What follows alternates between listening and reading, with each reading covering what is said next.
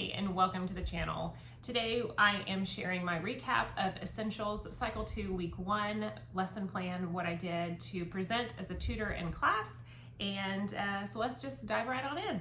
So your first week, you are setting a lot of expectations. You're kind of going over Chart A and getting kids and parents familiar with how Essentials works.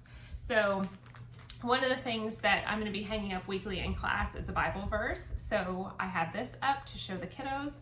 I had one of them read it aloud.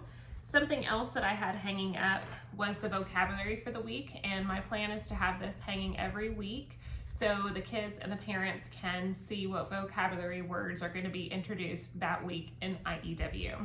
In addition, I had a poster hanging up that has the riddle of the day. I'm going to alternate between a riddle, a sentence with errors, and a math problem. This week I had a math problem. I had it hanging up. It's just going to be something fun to start the class day when the kids are coming in and getting situated, that they can look up on the board and see something fun to get their brain going. So I quickly went over that with the kids and explained what that is. We talked about the answer. And then I also prayed. So I opened up with prayer for our community. After that, I introduced myself and told them about our family, the kiddos, their ages, how long we've been married, how long I've been homeschooling, and with CC community as well. Then I asked the parents to go around and introduce themselves and their child and what year of Essentials this is for their kiddo.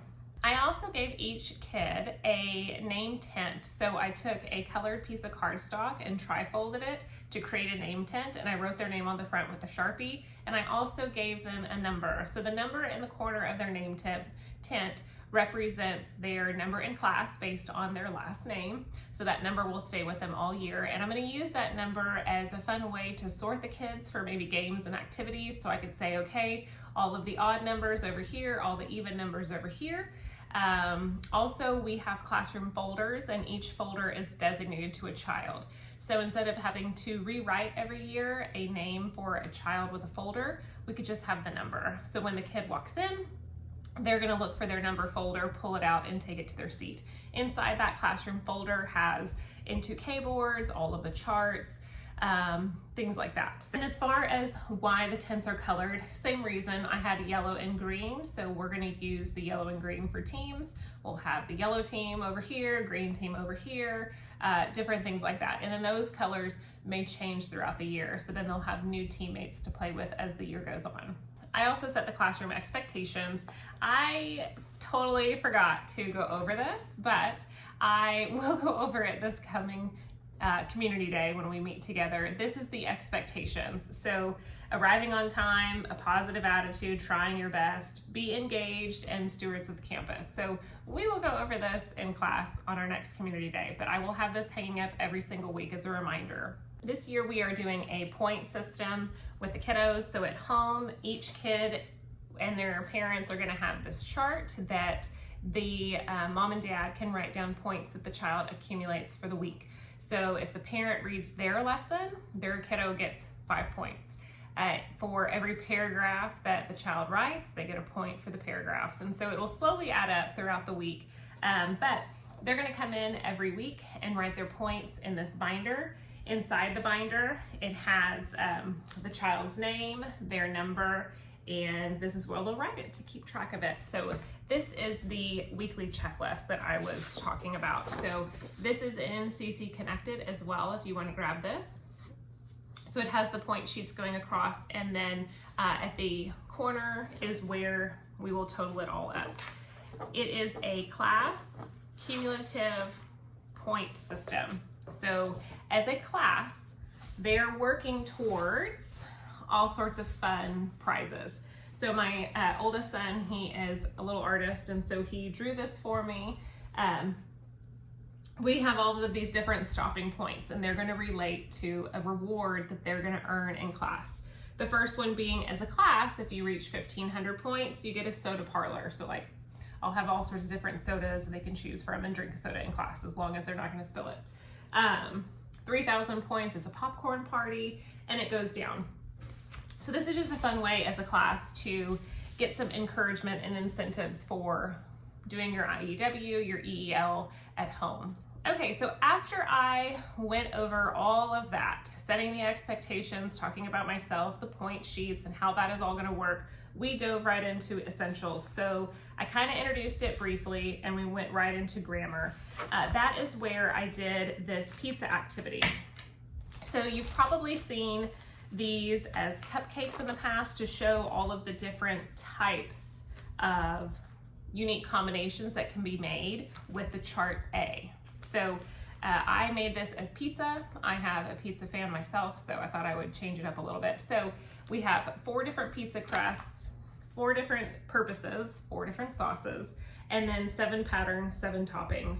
All of the ingredients are here, and then you have the recipe, the 5 parts of speech. So this was taken from somebody else that had cupcakes, and I just made it for pizza.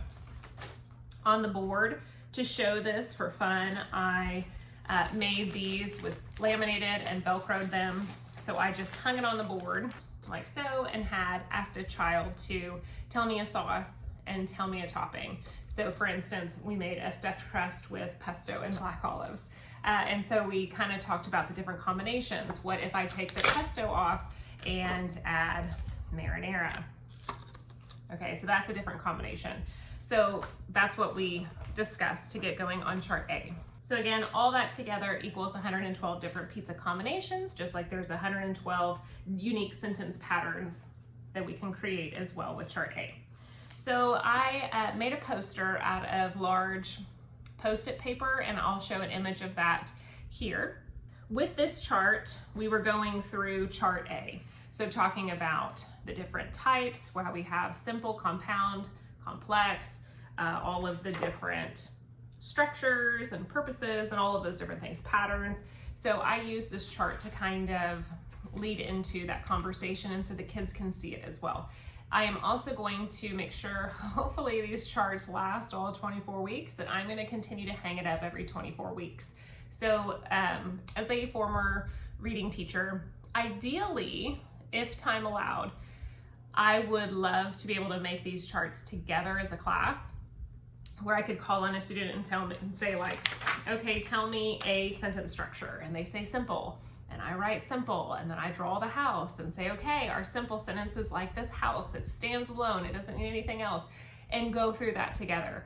However, we are under a time crunch with essentials, so I pre-made that poster, and so we walked through it together. But there's something about that connection that students see when they're part of making the poster, and then it's hanging up, and then it's hanging up every week, that they are just getting it over and over in their brain, and they're seeing it, and it sticks. So my goal is to hopefully be able to transport that every single week and hang it back up.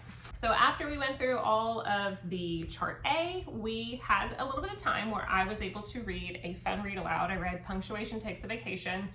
If you read this book to your class, just be animated, have a lot of fun with it. The kiddos really seem to enjoy this book, so highly recommend if you have time in your day to read Punctuation Takes a Vacation by Robin Pulver. All right, and then we moved into our math map. So I did the preview that's on CC Connected, so I read all of the material and we attended to the artwork for the math map. I then showed them PEMDAS. So we kind of briefly talked about what PEMDAS is, the order of operations, where you have parentheses, exponents, multiplication, division, addition, and subtraction. And you go in order of PEMDAS when you have a long problem, such as 4 + 2 × 6 - 3. If we went left to right across there, we would get a different answer, which is 33. That is not the correct answer if you follow your order of operations, where you're doing multiplication first in that problem. You have then 4 + 12 - 3. Now you can go left to right because you have addition and subtraction, which when you have multiplication and division and addition and subtraction, you just go left to right, either one, whichever one comes first. So that gives us the answer of 13.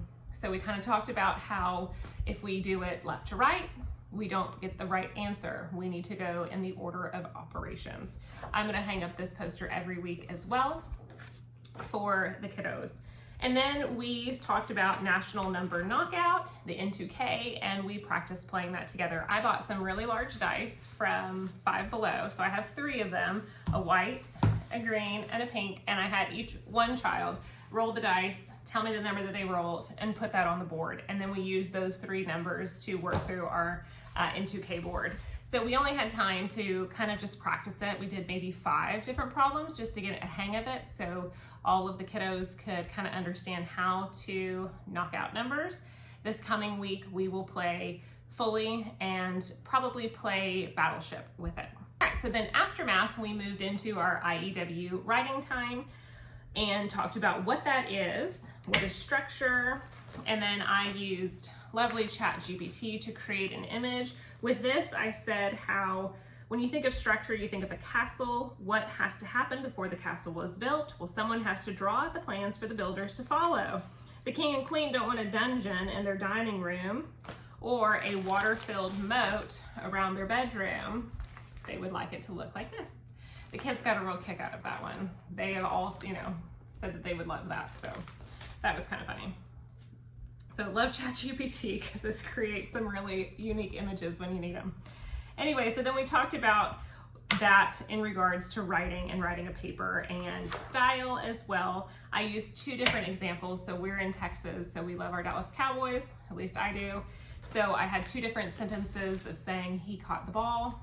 I hung that up and then compared that to this sentence. CeeDee Lamb, the relentless and electrifying wide receiver for the legendary Dallas Cowboys, sees the spiraling football with unyielding strength and pinpoint precision as it slices through the sky. We talked about when we're writing how this is more detailed. You can see it, you can hear it, you can feel it so much better than just this sentence. The sentence is great when you're talking with a friend or texting someone, but this is what you want when you're writing a story. And I kind of gave the example, if I was a sports writer for a magazine, this would be more electrifying than this. And then we dove into our keyword outline and talked about how we're going to do that. We used the source text on page 14, which is the Middle Ages, and we talked about what a keyword outline is, why we use it, and then we did it together. We did the entire keyword outline together for that source text. We practiced telling it back. I had the child tell their parent back, and then I took a couple throughout.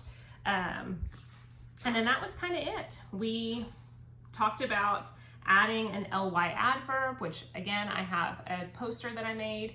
That poster I will hang up every week as well, and I will continue to add to it the different style techniques that we're going to use throughout the year. Then I closed in prayer, and that was pretty much it. We also forgot to tell you about this. We talked about what every sentence needs to have. This was back with chart A at the very beginning. And so we kind of did the hand. And again, I'm going to hang this up every week. So I have a few laminated posters that I made that will hang up every single week in class as a reminder, as well as my large Post-it chart papers that I will hang up every week. So that's pretty much it. That was a very fast run through of what we did in Essentials for week 1. So again, to quickly recap, really set high expectations for your class. Tell them what you expect of them at home, what they're to do every week with Essentials, but classroom management, how the class will run, that they have different jobs to help clean up at the end of the day, things like that. And keep it engaging, keep it lively.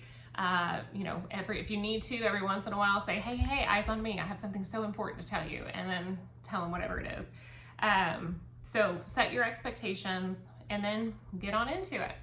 Share about chart A, make it fun, and then math, number knockout, and then IEW, at least get your 1 keyword outline written together. If time would have allowed, I would have gone ahead and gone to the second lesson and started working on the keyword outline together. But we had to work with what time we had. So anyway, that's it. What are you doing? Share what worked for you for your first week of Essentials in the comments below, and I'll see you here next week. Bye.